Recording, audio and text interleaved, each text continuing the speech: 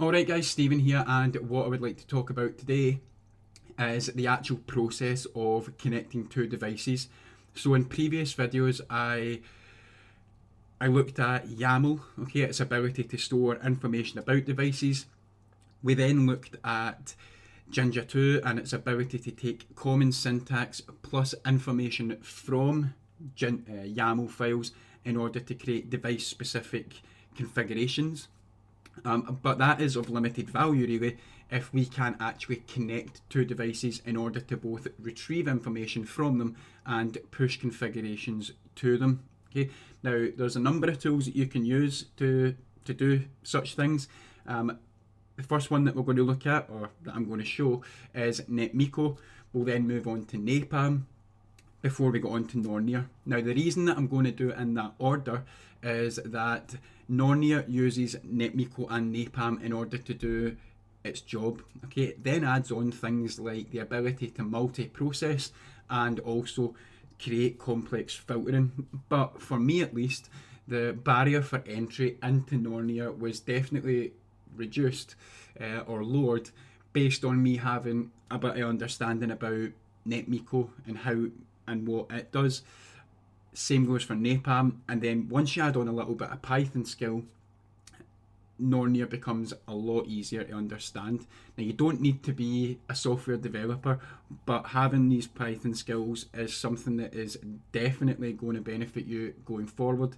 The legacy way of managing network devices is going away. Okay, I don't envisage that CLI will ever completely die, but in terms of the olden days where you console into cables and then move on to the console into devices and then move on to the next device, it's gone, or it's going away at least. And Netmiko, we'll look at that first. Now Netmiko is the first tool that I ever really looked into properly when it came to not network automation. Most people will look into Ansible, or they dive right into Ansible, and Ansible is a cracking tool.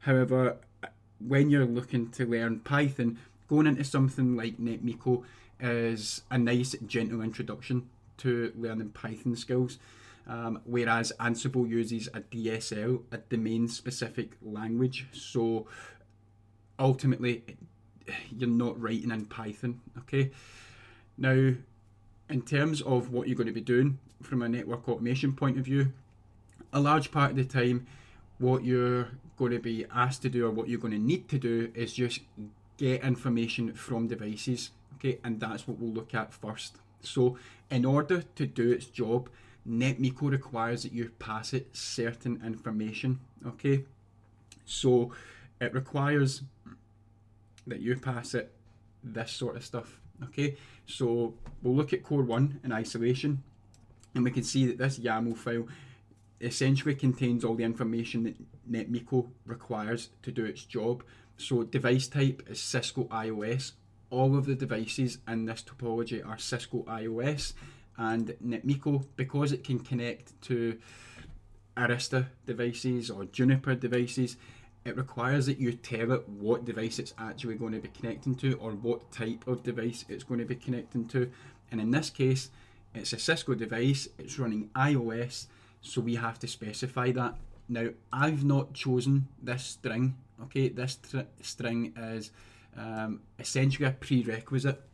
But if you go to the Netmiko read the docs, they are excellent. There's a lot of kind of gentle introduction to it. There's tutorials, and you can find what you need to put in here for a given device. So this would be different if I had an Arista switch in this topology, but it would need to be a specific string so that Netmiko recognises the value and therefore knows how to handle the SSH connection. Now, the other bits of information that it requires is the IP address that it's going to be connected to. So if we look at core 1, for example, I'll show that essentially I've got 10.0.0.1 configured on interface VLAN 1. Okay, now that's just for the purposes of management. but you have to specify what the management IP address of your device is when you're passing information to Netmiko so that it knows where to go in order to create the connection.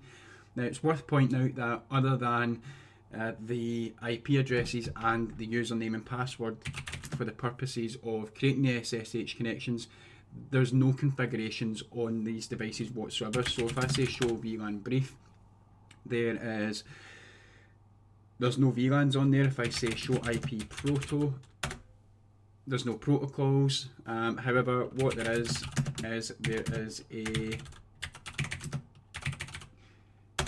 a username and password with privilege level 15 set on there. Now you'll notice username Stephen, password Cisco, privilege level 15. That's just so I can bypass enable mode. But Stephen and Cisco is reflected here. Okay. Now you don't have to store these credentials in this YAML file. You don't even actually need to use a YAML file, but no matter where you're storing them, Netmiko requires that you pass it the username and password.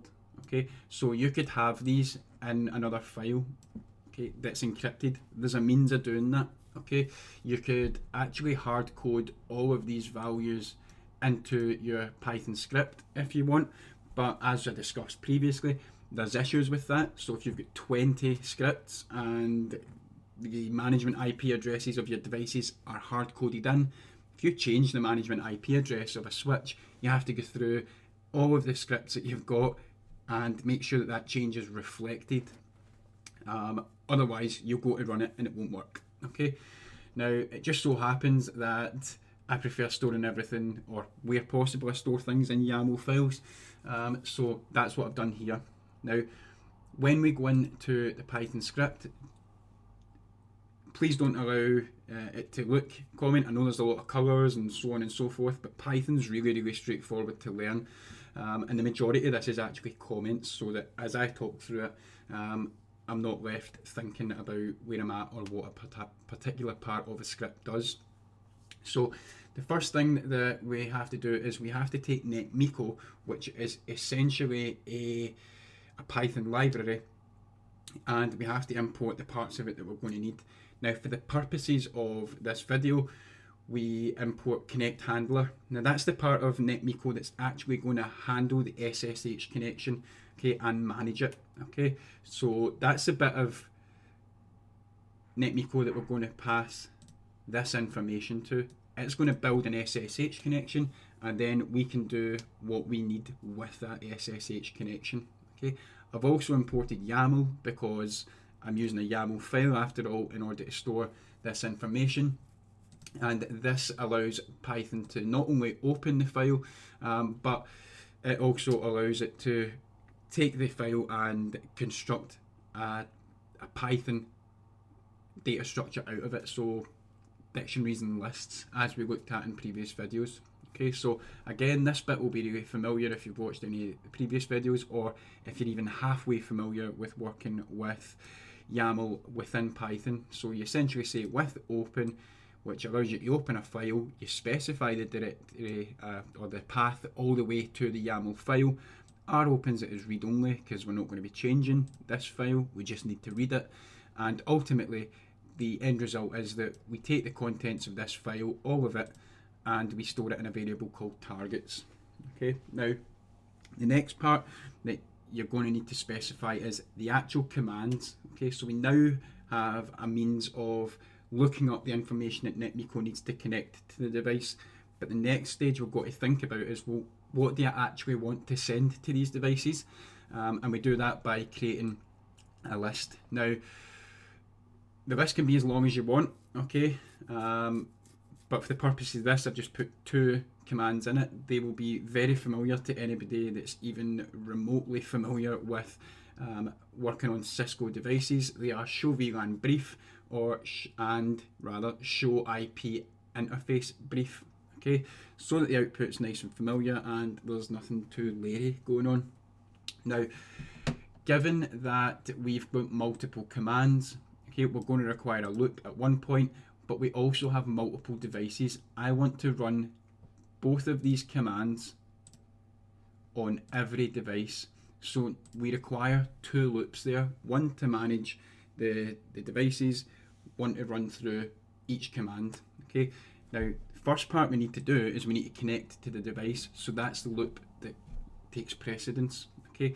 Now, in my previous video, I showed the .items method of Python. It's built in, okay, and what it essentially allows you to do is, in a situation where you've got a dictionary that you want to iterate over, you ultimately can say, use the .items method to iterate over that dictionary, and for each iteration of the loop, you create variables that store, one stores the keys, one stores the values. Okay, so if we look at this, I've specified targets all items, or all devices rather. Okay, so targets holds all of this.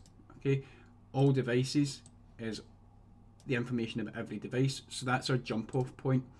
So given that we're using .items, and that allows us to store the key in one variable and the value in another, for the first iteration of the loop, the key here is core 1, and these are all the values. Okay, so device will be core 1, config is going to be all of this. Alright, now the next line is we simply just print connecting to device. So at the first iteration of the loop, device is going to be equal to a string saying core 1. We're going to use the .upper method to convert it all to uppercase, and then we'll pad it out with hashtags at either side. Now that we've told the user or yourself, or you've printed the line that you're going to connect, stating that you're going to connect to core 1 at the first iteration, you actually have to go and connect to it. So we create a variable called netConnect. This is just a variable, okay? It can be called anything you want as long as it's consistent through your script. So you can see here I've highlighted netConnect, and it's highlighted other usages of it. So if I name this sausages, that's absolutely fine, as long as down here said sausages as well. Okay, so we say netConnect is equal to the result of taking connect handler, which we imported up here, and passing it in config, which is for at the first iteration is this. Okay, at the second iteration, config will be this. Okay, now the double asterisks essentially says is Python syntax ultimately, and what it means is I'm passing in keyword arguments. So yeah, I'm passing in a dictionary, okay, but Netmiko, then it doesn't matter what order these bits of information are passed in, because Netmiko is going to look for them as keywords. So it's going to look for an argument being passed in called device type, Cisco, iOS, and it will know what to do with it. It will look for an argument called IP, and it will know what to do with it. Okay. Now this means that if I had so happened to write this file in such a way that username and password came up here and here, then it wouldn't matter because we pass them in as keywords. So Netmiko's not fussed about what order it gets these arguments in, as long as it gets all the arguments that it needs. Okay. Now, as we move on, once we've got the SSH connection built, or once Netmiko builds it, what we need to do is we need to loop through that list of commands and get them to the device. Okay, so here again, we're going to do a print statement. What it's going to say is output from command.upper. Now, at the first iteration of the loop, command is going to be this, okay, and then it will print on device.upper. On at the first iteration at the loop, device is going to be equal to core 1, okay, here, and then again it will pad it out with hashtags. Now we then create another variable, okay, this case I've called it send commands. Again, same rules apply, it's arbitrary but make it readable, okay, it makes troubleshooting things and understanding your own scripts a lot easier if your variable names are relevant. Send commands is the result of using netConnect, which is the SSH connection, okay, and then we use the send command method, okay, that's built into Netmiko. Okay, now send underscore command allows us to send show commands to devices. Okay, then within the brackets we say command, which is here, and at the first iteration of the loop, that's going to be show VLAN brief. So on the very first iteration of this loop, the device is going to be core 1, config is going to be the configuration information about core 1 as specified here. Then we're going to get to the loop. Command at the first iteration will be show VLAN brief, but because this command or this loop lies within this loop, you see that's indented there, it's going to complete this loop before it goes back up here and changes to core 2. So it will run all of this in the context of show VLAN brief. It will then go back up to here, run all of this again, still on device 1, but in the context, all of this will be run in the context of show IP interface brief. Once this loop completes, i.e. once it's run once for every entry in this list, then we'll go back up and we'll move on to device 2. So the second iteration of the loop, device will be core 2, config will be the configuration information here. We'll get down to here, it will run show VLAN brief on core 2, show IP interface brief on core 2, and then it will move back up here and onto distro 1. Okay, now this always seems easier or always makes more sense when you see it actually happening. Okay, so what I'm going to do is run this script. So we'll say ./show commands.py and we'll run it. Okay, now what I'm going to do is I'm going to pause the video while this runs, because one of the drawbacks of Netmiko is that it is quite slow, and I'll be back when this is finished running. Alright. Okay, so this is almost finished running. We can see that we're getting some results back. It looks just like you were sitting at the CLI, or the output as it relates to the Cisco device looks like you were just sitting at the CLI.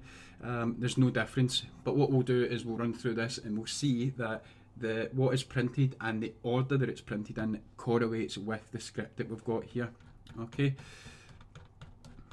so if we go up here, we can see connecting to core 1, well, that's what we expected to say.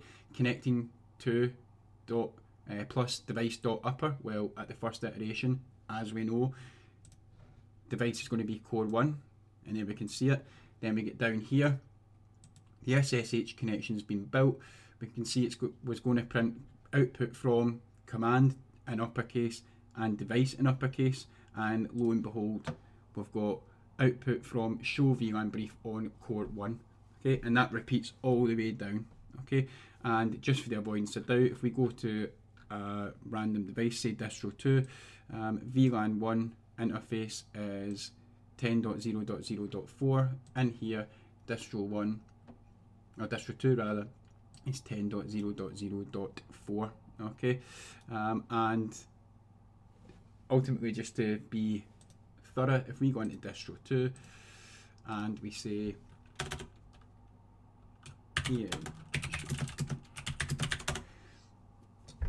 there, it's there. Okay, so it's connected to every device, run the commands that we wanted it to, everything's a success. Now there is an elephant in the room with regards to this. Okay, so what these devices are returning is unstructured data. That's really difficult for Python to then subsequently work on, and in a later video what we're going to do is look at a way of taking this information, not making the devices return structured data to us, because iOS devices don't have an API that can do that, but there are tools like Genie parsers and TextFSM that are going to allow us to essentially take this information and reformat it into structured data, and we'll look at that not next video but probably the one thereafter. Alright, thanks, bye.